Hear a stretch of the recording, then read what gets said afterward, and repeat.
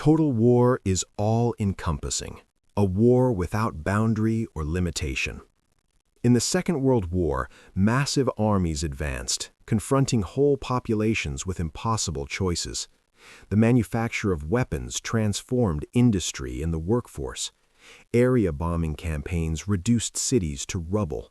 Sieges doomed populations to starvation. Racial policies sponsored campaigns of genocide. At the heart of this conflict were ordinary people who would reveal both the best and worst of humanity. People whose lives were lost or mortgaged to the demands of total war. On the 27th of July, 1943, a firestorm raged through the German city of Hamburg. The heat was so intense that some people caught outside sunk into the molten asphalt, were sucked into the fire and incinerated. The firestorm was the first of its kind, created by Allied area bombing. It was not the last.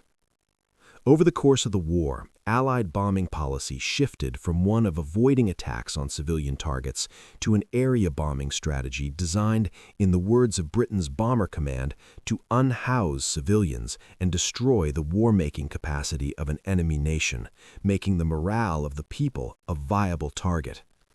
Acts which U.S. President Franklin D. Roosevelt once said sickened the hearts of civilized man and woman soon enough became Allied policy.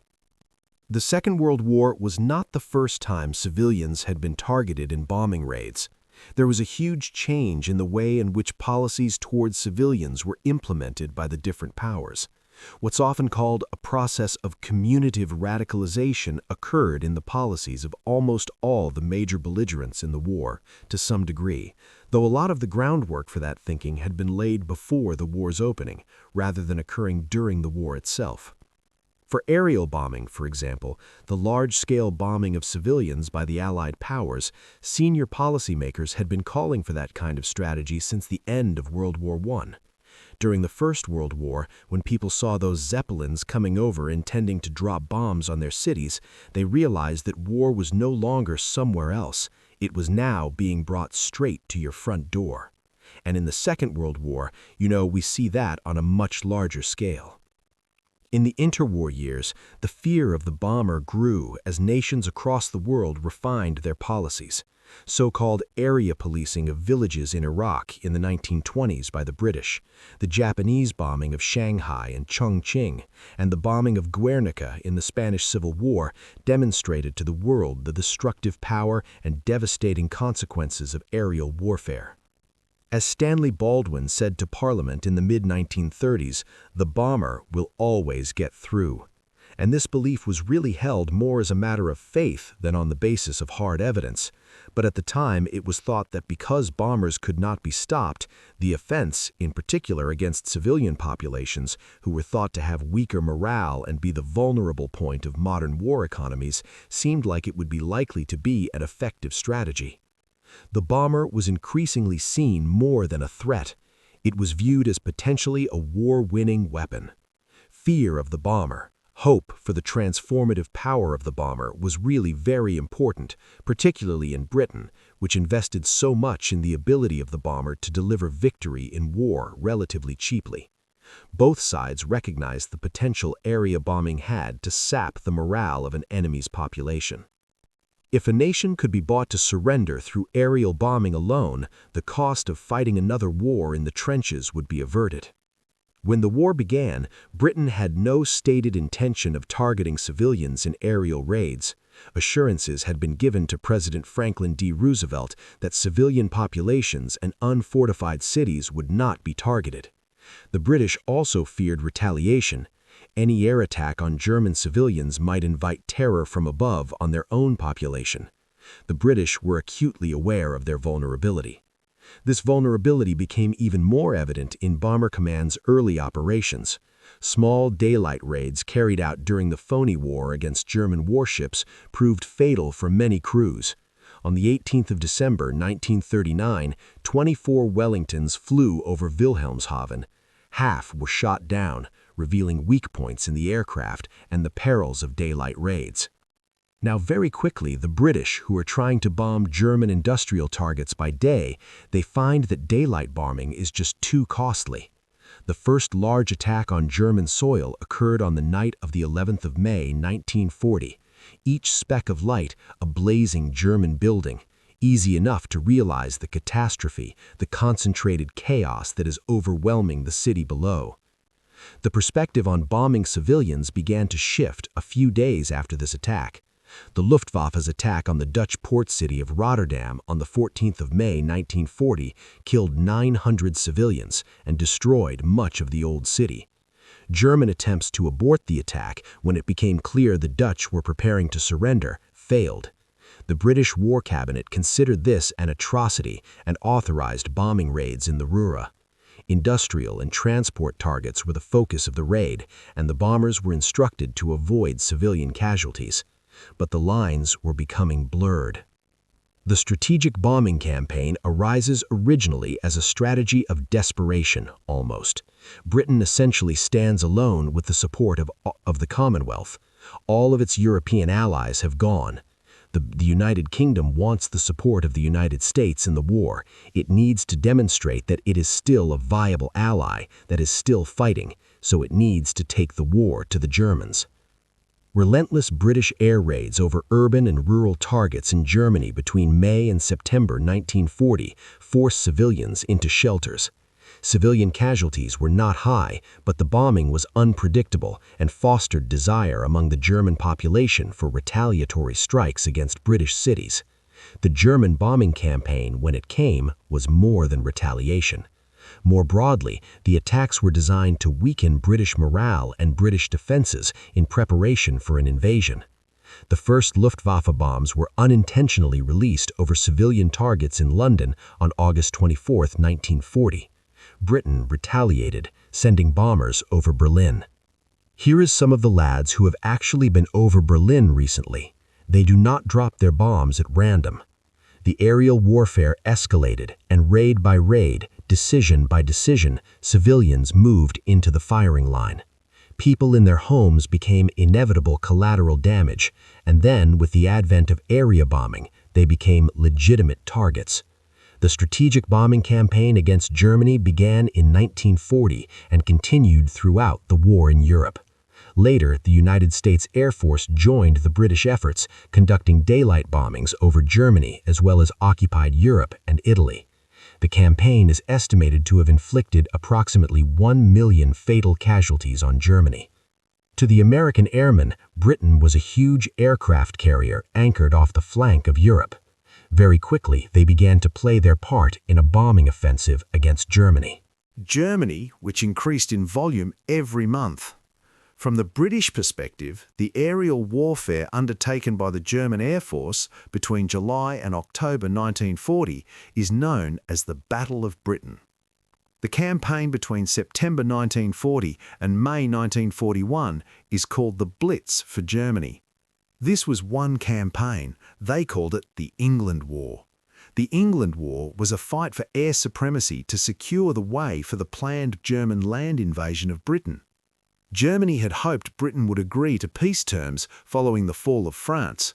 When this did not eventuate, planning began for Operation Sea Lion. Air superiority was paramount. They were going to come by water, so obviously if you've got landing craft and you have a viable air force that is going to take it, they weren't going to take that risk. They had to knock out the air force. For the United Kingdom, the Battle of Britain was the vital defensive battle of the war. Between July and October 1940, the men of Fighter Command, those Churchill called the Few, defended the skies above Britain against the Luftwaffe. Among the crews were men from across the Commonwealth and others from occupied Europe. American pilots were also among those who joined the fray, but even though you think of it as British, it really was an international force, because you had Australia, for instance. We had 30 or so pilots. You had Poles, Czechs who had come from fallen Europe. You even had 5 Americans flying in there, a couple of Jamaicans. It was an international force designed, dedicated to defending Britain. These are a few of the American fighter pilots based on Britain now engaged in some of the greatest air battles the world has yet seen. Every kill is chalked up, magnificent work is being done, all honored to the men who are doing it. In addition to fighter command, bomber command crews also flew operations in defense against a German invasion. They were ordered to target the invasion fleet being assembled, attacking ships, barges and ports in occupied Europe. 10 of the barges and other vessels which had been assembled were destroyed by Bomber Command. Coastal Command carried out anti-invasion patrols, gathered intelligence on German positions, and bombed German shipping and industrial targets on occasion. The Luftwaffe attacked the Channel convoys, the southeast coast and installations there. They wanted to knock out the aircraft industry, radar, major aerodromes. If the aerodromes are out, the Air Force obviously is going to be in a lot of trouble. But they had a weakness. The Luftwaffe lacked heavy bombers, and the limited operational range of the fighters meant they could stay over their targets for only a few minutes. It made for a difficult campaign.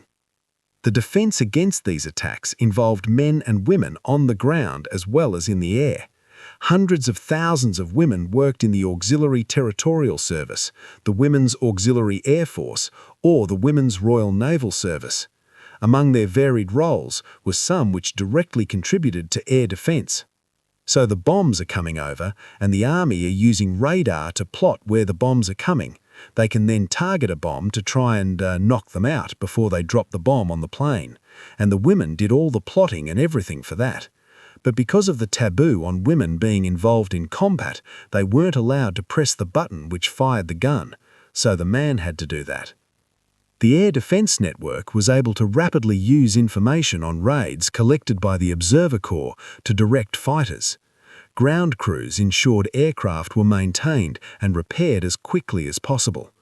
Fighting above home soil meant the British could rescue airmen and repair aircraft, which the Germans could not. Searchlight operators lit the night sky, exposing approaching aircraft. In the factories, men and women worked to ensure production continued. This was total war, not only because civilians were being specifically targeted in the raids, but because they were actively mobilized against them. The Battle of Britain was a decisive defensive victory. The Luftwaffe was unable to defeat the RAF and secure the air supremacy needed for the planned invasion to proceed. The German Air Force was losing pilots and aircraft faster than it could replace them. British aircraft factories were outproducing German factories. The Germans lacked the heavy bombers they needed. On the 19th of September 1940, Hitler postponed Operation Sea Lion indefinitely.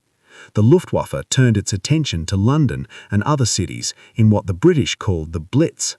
Between September 1940 and May 1941, people in London and other British cities endured relentless bombing. The fear of the air, of which Stanley Baldwin had warned in the previous decade, became a feature of everyday life. London is a good case in point because it's so big. Back in 1934, I think it was, Winston Churchill described London as this tremendous fat cow, all tied up waiting to be attacked by a beast of prey.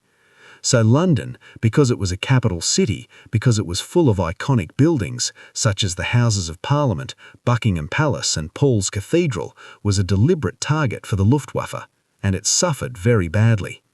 The destruction of civilian morale was not the sole objective of the German air attacks. Military and industrial targets remained important. This was also an economic war. A blockade focused on destroying ports and blocking the delivery of US supplies. 141 of the 171 major attacks between August 1940 and June 1941 aimed at British ports. The intent of the bombing campaign was little consequence to those who lay in the path of the bombs, and intent did not always align with outcome. The attack on Coventry in November 1940, which drew much sympathy from the still neutral United States, was aimed at a cluster of factories, but also hit workers' residential areas. Over 500 tons of explosives fell on the city. Incendiary bombs set Coventry alight. St. Michael's, which had been built in the 12th century and designated a cathedral in 1918, was gutted. Coventry was so badly damaged in the course of just a relatively short bombing campaign that the Germans actually coined a term for it, Coventration, I believe it's pronounced, or coventration, which basically means the rapid destruction of an entire city center through bombing. The cathedral spire and the front remain, the rest is rubble. But all that the cathedral represented and the spirit of this centuries-old city lives on. Back in London, night after night, German aircraft released their bombs. Houses turned to rubble. People sought shelter in the underground stations. There they waited out the attacks, waited to see if their homes had survived the blasts. Between August 1940 and June 1941, London endured 79 major night raids. There were a few nights when the weather and various other adverse conditions meant that the Luftwaffe didn't come, but broadly speaking, London suffered one of the longest continuous bombing campaigns in the 20th century. But it was not the only city to endure the raids. Liverpool, Bristol, Southampton, Glasgow, Manchester, and Belfast were among the cities which suffered multiple night raids. An estimated 43,000 civilians were killed, 139,000 wounded. Public morale wavered under the strain, but it did not break. By September 1941, Churchill was forced to concede that it is very disputable whether bombing by itself will be a decisive factor in the present war. The government compiled Home Intelligence weekly reports on morale because it was very keen to sort of take the temperature, read the thermometer of morale during air raids and in their aftermath. And it's clear that, some people did panic. Some people were upset. There were episodes of what was called trekking, where people would leave the city of the night and go out to stay with relatives in the countryside or in the far-flung suburbs of the capital city. They didn't want to be in the East End of London when the docks were being bombed effectively. So morale, broadly speaking, remained intact, but there are examples of where it waved and fluctuated. In May 1941, Germany turned its attention toward Operation Barbarossa, the invasion of the Soviet Union. It could not fight on two fronts. As Germany shifted focus, Britain's bombing war also began to change. The concept that's come in recent times of what we call supreme emergency is this idea that if a state is faced with a really terrible situation, if they have been the victim of aggression, they're about to lose a war and the consequences of losing that war would be absolutely terrible, that in those sort of circumstances they're actually justified in throwing away some of the usual rules of war. Not that it's excusable, not that it's understandable that they do these things, but it's actually the right thing to do. In July 1941, Bomber Command received a new directive, one which specifically included reference to destroying the civilian population as a whole, industrial workers in particular. Sir Arthur Harris, Bomber Harris as he came to be known, took charge of Bomber Command in February 1942. He believed in the effectiveness of area bombing and soon put the instruction on targeting the civilian population into effect. A lot of people who say that bombing can never win a war, well, my answer to that is that it has never been tried yet, and we shall see. But there was more to area bombing than just catching strategic targets. Simply bombing cities to terrorize the population also became a feature, and these included bombing raids on Berlin, Frankfurt, Hamburg, targets which had limited military value but were sought out for area bombing to carry out that duty of terrorizing the population. In March, Harris sent the bombers over the city of Lübeck. Incendiary bombs set the old medieval timber buildings alight. An estimated 1,000 people lost their lives. The bombs destroyed the cultural heart of the city. They also terrified the people on the ground. Britain was targeting morale. Harris accused the Third Reich of laboring under what he called the childish delusion that they could bomb other people, but that no one would bomb them. There's a strange dichotomy that Britain had endured the Blitz, and the Blitz was seen as actually drawing the British people together and uniting them in defiance, and yet 2 years later it was assumed that an even heavier former bombing campaign on Germany would break their morale. The evidence for this was quite simply non-existent. It was based on pre-war theories which took a rather dim view of the civilian populations of nations and thought they would be terrorized and they would hate these stresses and strains. Area bombing placed strains on numerous targets. 3 raids in April 1942 destroyed 70% of Rostock, another old German trading city. Both cities had military or strategic targets, but they were also places of cultural and historic significance. Both had been founded in the 12th century and were Hanseatic cities. Bombing raids provided insight into the effectiveness of incendiary bombing. The Luftwaffe retaliated in kind, targeting Norwich, Bath, Exeter, and York in the so-called Baedeker raids, which targeted cities of cultural significance, cities that appeared in the Baedeker tourist guide. As the war escalated, as bombing raids stretched beyond military and industrial targets, total war destroyed the cultural and historic hearts of cities. But the factories and the nearby homes where the workers lived remained important targets. Most of those workers, it was known that they lived in areas reasonably close to these factories, so we'll attack the civilian areas that are close to the factories, knowing that we're likely to be actually doing significant damage to the factory workers. The use of incendiary bombs escalated as the Bomber Command campaign wore on. The 1,000-bomber raid over Cologne in May 1942 used a mixture of incendiary and high-explosive bombs. The operation order for the first 1,000-bomber raid said simply, "Object, to destroy the city of Cologne." The British thought it was pointless to try and target factories or marshalling yards at that point in the war. One simply had to hit cities. The raid destroyed 8 square miles of the city. 45,000 people were made homeless in one night. The gas, water, electricity, and transport of Cologne was severely disrupted. When the storm bursts over Germany, they will look back to the days of Lübeck and Rostock and Cologne as a man caught in the blasts of a hurricane will look back to the gentle zephyrs of last summer. Civilian deaths were not the only measure of the impact of total war. Destruction and displacement served to demonstrate that the battle lines were now irrevocably blurred. The efforts of Bomber Command were not confined to Germany. In 1943, as fighting escalated in North Africa, Bomber Command focused on targets in Italy, including Genoa, Turin, and Milan. The Allied bombing of the monastery atop Monte Cassino in 1944 is an example of how civilians were caught in the crossfire of total war. Both sides had promised the Pope that the sacred building would be protected, but the promise did not hold. Now, the Germans said it's a Benedictine monastery, it's a lovely old building, but the Allies believed that the Germans were using it as an observation post, and maybe they were. But the fact is that on the 15th of February, the U.S. Air Force came over and destroyed the monastery to no effect.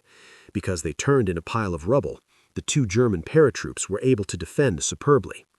The destruction of the monastery had no real significance. I mean, it's a terrible moral blot on the Allies' respect for cultural integrity, but it's a massive cost for a relatively minor obstacle. Some 2,000 civilians from Cassino had been sheltering in the vicinity of the abbey. 230 were killed. The bombing occurred in the context of a larger battle and was not specifically aimed at civilians or the culturally significant monastery. It is nonetheless an example of the devastation caused when boundaries between battlefield and home front are obliterated. In 1943, the air war over Europe escalated considerably. The terror of firestorms became a reality. Operation Gomorrah, a series of 6 raids on Hamburg between July and August 1943, was a combined Royal Air Force and United States Air Force effort. Large portions of the city were destroyed, and some 45,000 people lost their lives. The night of the 27th of July was particularly destructive. The combination of the heat and low humidity fanned the flames into a firestorm that engulfed the city and sent burning human bodies whirling into the air. 900,000 people were made homeless. 22 square kilometers were destroyed, creating almost 43 million cubic meters of rubble. 42,000 people were killed in 4 nights, between the 24th of July and the 3rd of August. By February 1945, the bomber offensive had reached its peak. But by 1944-1945, the rate of bombing of Germany and other occupied territories by the RAF and the United States Air Force was stupendous. It was on a much, much larger scale than the bombing of Germany. The United States had the resources to execute a total war against Japan. There were few restrictions on the extent to which they could carry out bombing raids. The Allies had, by the end of the war, an incredible capacity to deliver ordnance on a global scale. They had seen this as the means to victory. They were in a position to bomb really without opposition, or not very much opposition by then. And of course they wanted to bring the war to a close as quickly as possible, and deployed all these resources. In 1945, B-29 stalked the skies of Japan at night. One night in particular has become infamous, the night of the 9th of March, 1945. The oil-gelled and gasoline-gelled bombs dropped that night were designed to set the city ablaze. This they did. Some 300 bombers dropped more than 2,000 tons of incendiaries over Tokyo. The wind fanned a firestorm beyond all previous imagining. Estimates of the civilian deaths range from 80 to 100,000, with tens of thousands more injured. 16 square miles of the city were destroyed. It was an unparalleled level of aerial destruction. Worse was to follow. The atomic bombing of Hiroshima and Nagasaki on the 6th and 9th of August, 1945, was the ultimate expression of total war. This kind of weapon was not designed to make a distinction between a factory and a high school, between a factory worker contributing to the war effort and a child on their way to school. President Truman weighed the cost of a land campaign against the use of the weapons. He considered the potential lives lost in both scenarios and determined that the atomic weapons were the lesser of two evils. At 9:15, the bomb is dropped. The aircraft banks away at high speed. The fighting to take control of the small islands of Okinawa and Iwo Jima have been intense and extremely costly, and these were relatively small locations. To actually conquer the Japanese mainland was estimated to cost the American Army at least 500,000 dead, never mind the wounded and the missing, and that's not incorporating the Allied contribution. There was little stomach to carry out this type of land campaign, which could grind on for years and would certainly cost millions of casualties, both Allied and Japanese. The atomic bombs seemed to offer a way out of this military conundrum. You could defeat Japan at a stroke without any need to actually land on their beaches and fight their way inland. But the decision was not unanimous. We actually know now, for example, Eisenhower was actually against the dropping of the bombs on Hiroshima and Nagasaki. The particular scientists who created the bombs actually wrote to Truman and asked him not to drop the bombs. We know from Truman's diaries, his letters to his wife, his conversations with Churchill, that there was no real military justification. It was more a political one. President Truman did not make his decision in a political vacuum. In using the bombs to destroy Japan's ability to wage war, he also delivered a warning to potential future opponents. The three allies, although they were united to defeat the Axis, were likely to become rivals in a post-war world. Britain was in decline.